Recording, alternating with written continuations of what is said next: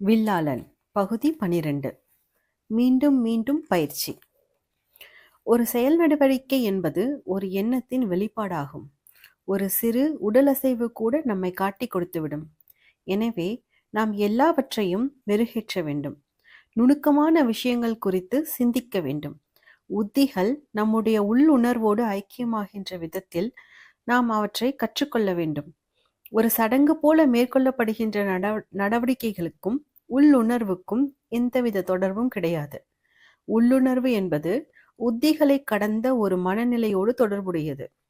தேவையான அளவு பயிற்சிக்கு பிறகு தேவையான அசைவுகளை பற்றி நாம் யோசித்துக் கொண்டிருப்பதில்லை. அவை நம் இருத்தலின் ஒரு பகுதியாகவே ஆகிவிடுகின்றன.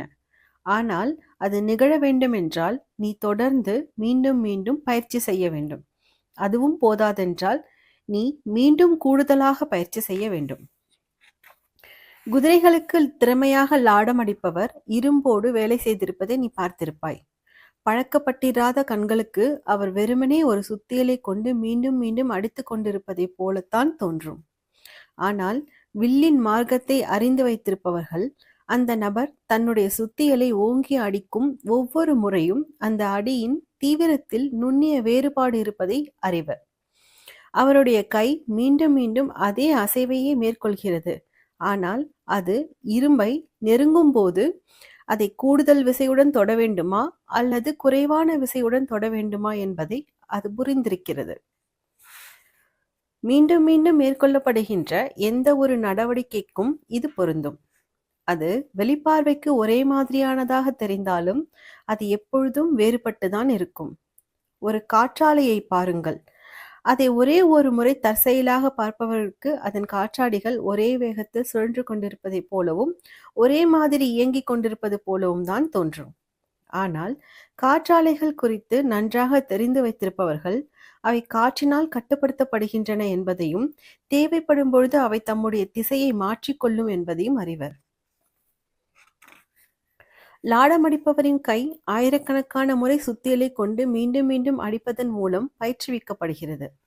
காற்று வேகமாக வீசும் பொழுது காற்றாலையின் காற்றாடிகளில் உள்ள விசிறிகளால் வேகமாக சுழல முடியும்.